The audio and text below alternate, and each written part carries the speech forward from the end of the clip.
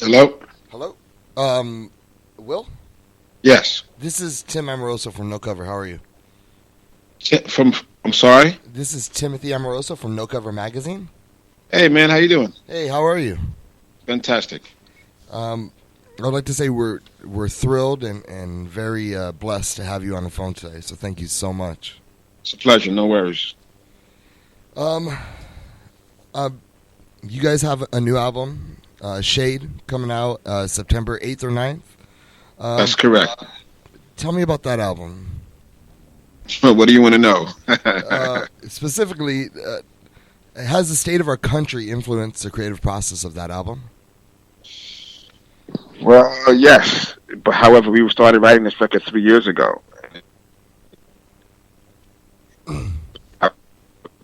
Well, it's still relevant. Hey, Will.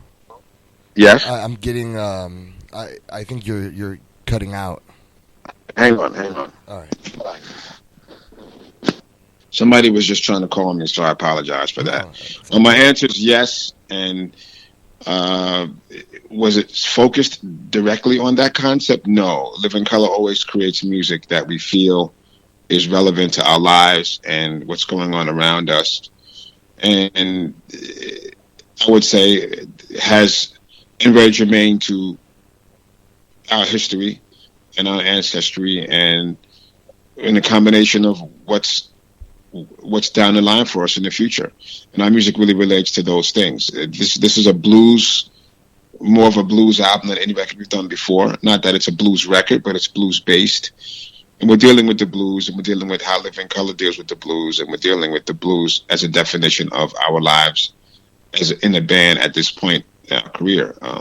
Vivid and Time's Up and Stain, Kaleidoscope, those things have certain kind of stories to it, and certain types of material attached and existence attached to those recordings. And Shade is, I think it's just a bit of a more mature version, and I don't mean that in any digression stance in terms of what we did in the past, but it's where we are now.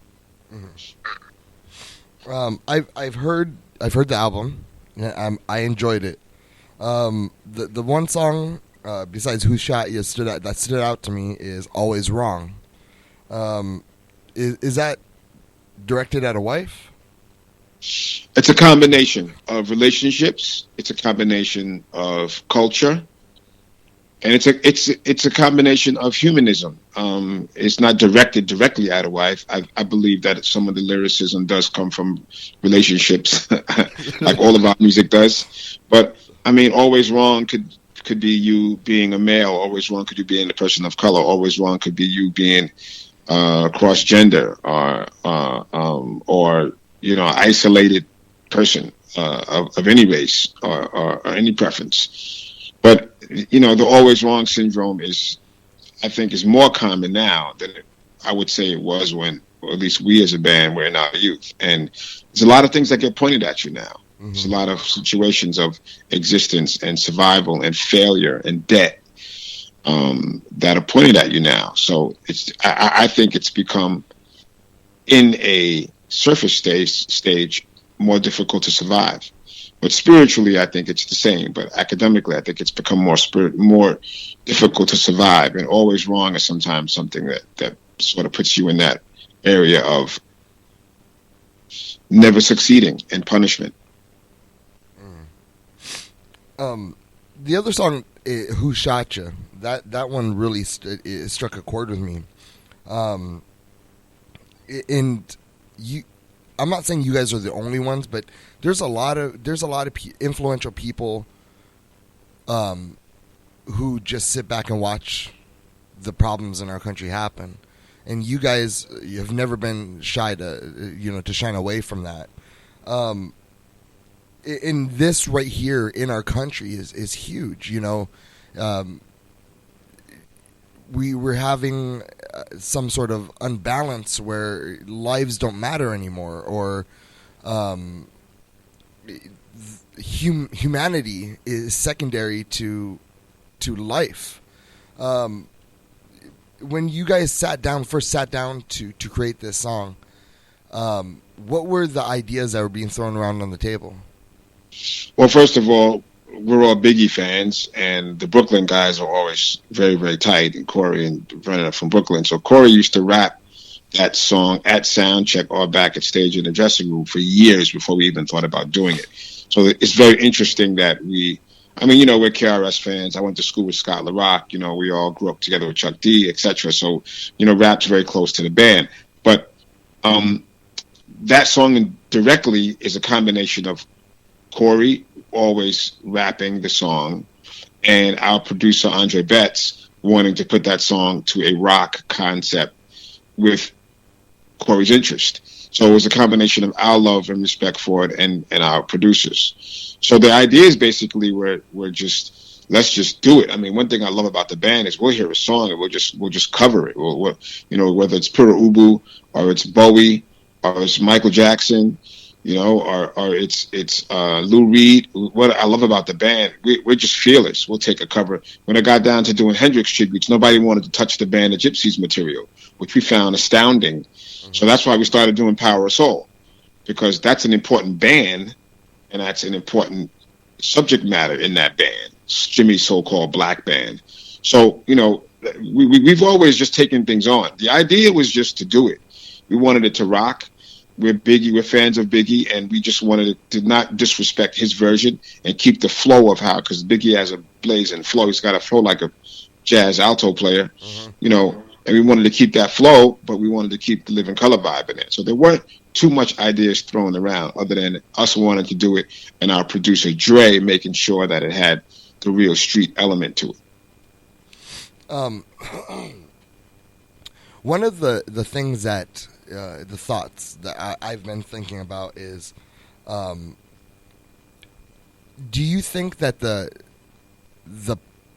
police brutality revved up in the mainstream media just to help the left wing? No, you don't. Police brutality in our community never left. No, it's always been there. That's my stance. But we didn't never see it every day in social media and on the news. Well, social media made it. It's just like Dr. King's scenario when black people were being beat and hosed and had dogs sicked on them. In that generation, it wasn't on television until Kennedy sent troops down there and media. People didn't believe it was happening. What made the civil rights thing more, I think, on the table and more real is when people saw it on the news. For a long time, that stuff never made the news. What my uncle told me and my parents told me, that it wasn't on television. It was the political climate and Kennedy finally saying something's got to be done, and King having all these marches, Dr. King having these marches. And when people saw children being bitten by dogs and women getting hosed down and guys getting cracked by police sticks, then it was like, oh shit. Do you think people would have believed what happened to this guy in California that was hit 52 times in 81 seconds or whatever it was? Would anybody would have believed if Rodney King's video wasn't on television that he was beat that bad that many times? I would say most people wouldn't.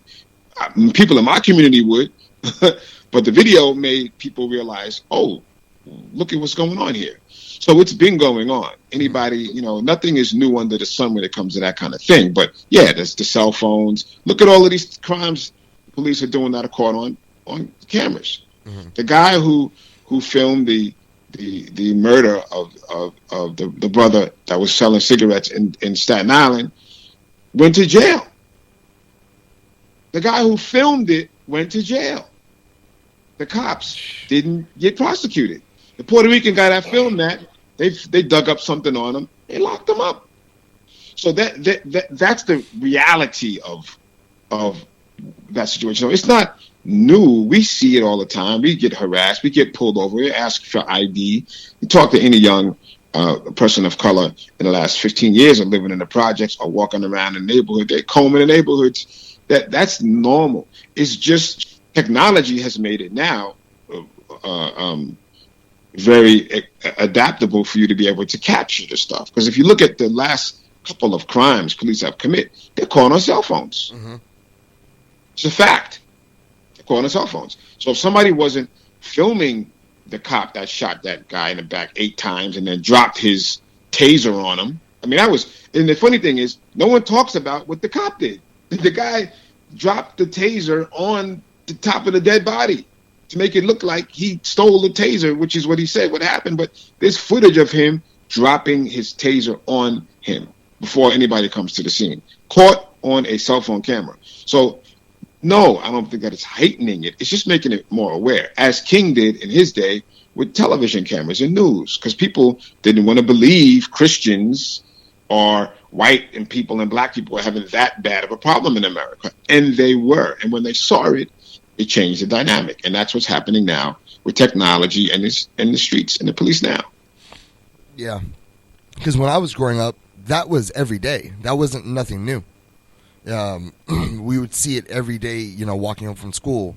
We would see it every day. And I'm glad that it's getting pushed to the forefront because, you know, as much as I respect the boys in blue, there's not all of us are perfect, and not all of us want to do what's right.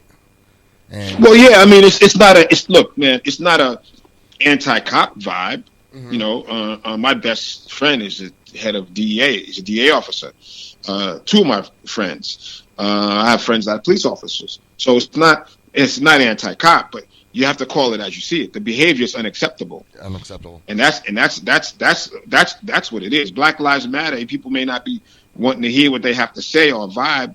Black Lives Matter. Fact of the matter is that came out of and really, man, the behavior has been going on for a very long time. Black officers are doing it. Puerto Rican officers are doing it.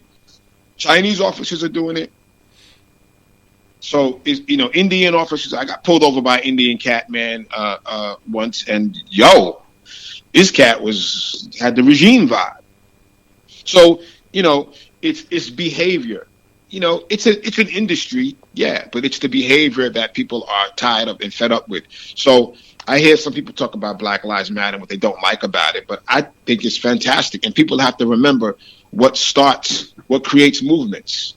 Behavior creates movements. And you get tired of things and you just start saying enough is enough. That's the Black Panthers started because they didn't have breakfast programs. Their children are going to school starving. The system wasn't working for them. They didn't have school crossing guards. Don't sell me the vibe of these guys have machine guns and they're walking around. No, that came after they got harassed.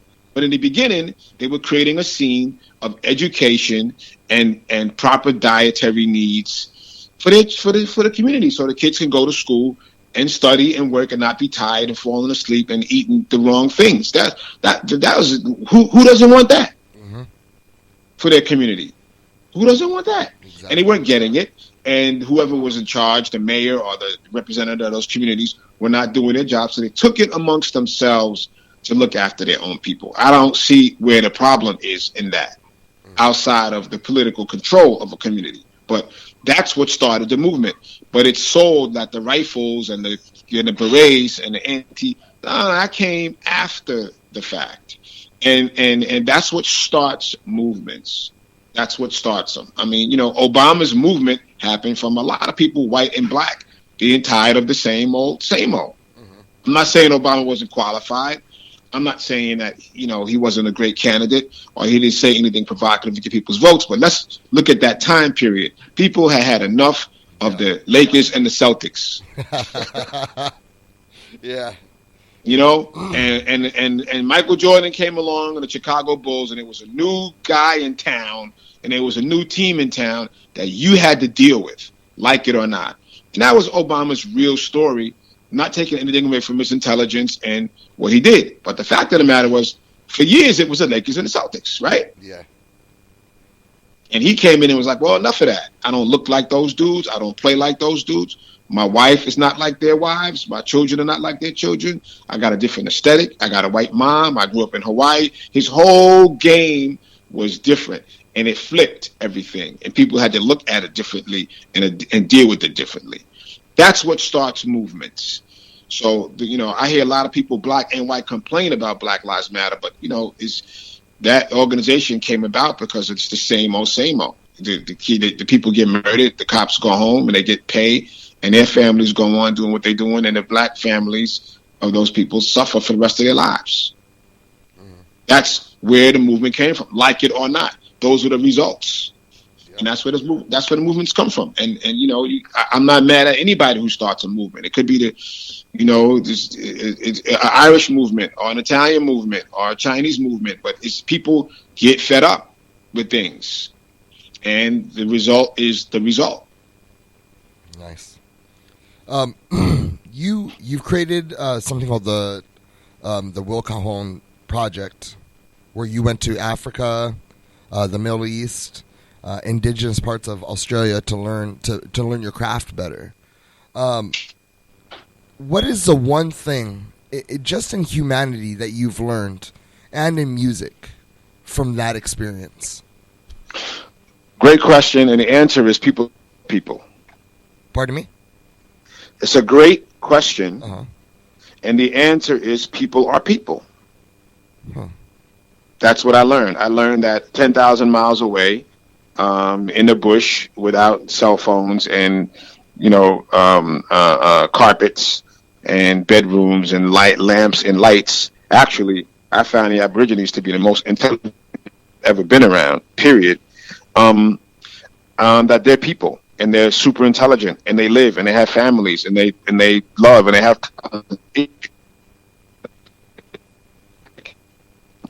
Was any of you were they ever really reluctant to let you in? Some were. In Mali, it took me. I always wanted to record and hang out with the Hunters. The Hunters' music is very special, and it's old. It's just 40,000 years old, and it's blues based. And I was trying to get to this music for years, maybe about 5 years. But in this one village, I was going 4 times a year for 3 years. And finally, somebody just pulled me aside and said, "Yo, you go meet this cat over here," and that cat took me to etc. And you play with those guys, and they told me, "We don't even let Malians in. There's a 6 to 7 step initiation process to get where you are today." I didn't ask them what it was because I didn't want to know. But when they see that you're not there to get field recordings and go back and pimp the culture, when they see that you're really serious about things and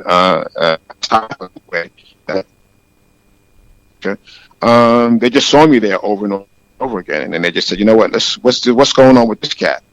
And a spiritual leader and drum master wanted me to go to this particular musician, and I did, and that was the beginning of that process. But I've done that quite a few times. A lot of people are reluctant. Most of the time when I go in with someone, with some kind of a guide or someone who's familiar with the culture, so they can know that I'm not BSing, and I'm not trying to just scam and rob them of their culture, or take a sample and put it on a hip hop record or whatever. It's way deeper than that for me. I want to understand why a James Brown beat, where does it really come from? Nigeria, and why is it everybody likes it? Because it's a festive rhythm. It's a rhythm that you play, when your wife has a baby, or when you get married, or your daughter's going into the second part of life or whatever. So I mean, people may not understand, or may not need to understand that his music, the rhythm in his music ancestrally comes from an insanely festive and happy place. That's why James plays, taking nothing away from James Brown as the genius that he was. Everybody likes that music. Nice. Everyone likes the music. The vibration of that music and where that music comes from is 100% festive. Yep. What the horns are doing, what the drum sets are doing, what the bass lines, take the notes away. The rhythm of what they're doing and the vibration of that is happiness. And if you speak to any Nigerian musician, heavy one, that knows the history of that music, they'll tell you that. So there's a direct spiritual connection to what James was doing with all of the success and brilliance. And that's why I was researching things. And I started to understand New Orleans blues and, what Miles was doing with his electric band. More than me just being a fan of it, there is a serious context. I was in Mali, and an old 85-year-old balafon player guy told me how much he liked Jimi Hendrix. And I'm thinking to myself, well, what does this guy know about Jimi Hendrix? This guy lives in the bush. And he said, oh, well, the band, the Gypsies music is Malian music. And I was like, oh, really? And he said, yeah. And he started playing me these folk Malian songs that are old as hell. And they had remnants of Machine Gun. They had remnants of Who Knows in that music. And when they heard Jimmy, they thought Jimmy was just trying to get to that. And for all we know, Jimmy could have been. We just don't know that. Mm-hmm. But it was really deep for this 85-year-old guy that it took me a while to hunt down. This cat knew Duke Ellington's music, Miles Davis's music, Coltrane's music. It's a very deep dude. And the village he lives in, if you saw it, is dirt and small hut kind of houses. This cat spoke 5 languages. This is my point about people being people, and you know, how enlightening those journeys are, and how educational they are, but also how balanced they are, how civilized, and how you think something is far away, or someone's far away, or they don't understand what's going on, and it's very, very, very clear. Everywhere I went, I got lost a million times in the desert. Flat tires, you know, exploding tires because it's so hot, etc. Every Berber, Malian, Moroccan, Tuareg person that I met always said 2 things to me in 25 years of me traveling. Where are you from? And I would say, the States. And they would say, when you go home, say hello to Bob Marley and Muhammad Ali. Those are the 2 people, every single old lady, young guy, whoever I met, whoever elder, they would always say that. It's powerful, man. That makes you want to be that to the world too. Yeah. What have you learned about spirituality? Like, how is your relationship with God, Yahweh, whatever you specifically might believe in? How is your relationship with those guys, with a God or a universe, changed after, you know, speaking and learning a lot of the lost? It feels like. Well, I mean, that's a kind of a tough question for me because, you know, I don't want to drive, you know, I don't want to piss off. I mean, I never believed the stories that I was told, and I come from a very religious family. I just didn't believe it. Yeah. And that's just my opinion. Mm-hmm. I never saw the investment in believing in it. I've only seen things happen by people focusing and doing things that they wanted to make happen. And that's what visiting in the bush and stuff taught me as well. So I believe in myself, and I believe in my family and my friends. Those are my connections to spirituality. I don't really worship idols, and in my opinion is I don't worship other people's ideas or what other people tell me is. I don't know. It's just me. I've always been a problem child in that way, in going to private schools and Sunday school and everything else. I never believed a lot of the things that I was told about holidays and religion, and that's just me out the box. So my connection is I got to be clear, and I got to be around clear people and focused people. And once I do that, I'm good. I want to be treated a certain way, so I treat people a certain way. I studied a lot of things: Buddhism, Islam. I went to Lutheran schools. I went to Jewish summer camps. You know, I've been down a lot of different kind of roads, and Tibetanism, all that, a lot of different things. But my own personal thing is for me to be clean and clear with myself. And as long as I could do that, I'm good. It keeps me balanced. I don't need to do all the other things. And maybe some people need those things. And if they do, I'm not knocking them. It's not for me. It doesn't work for me.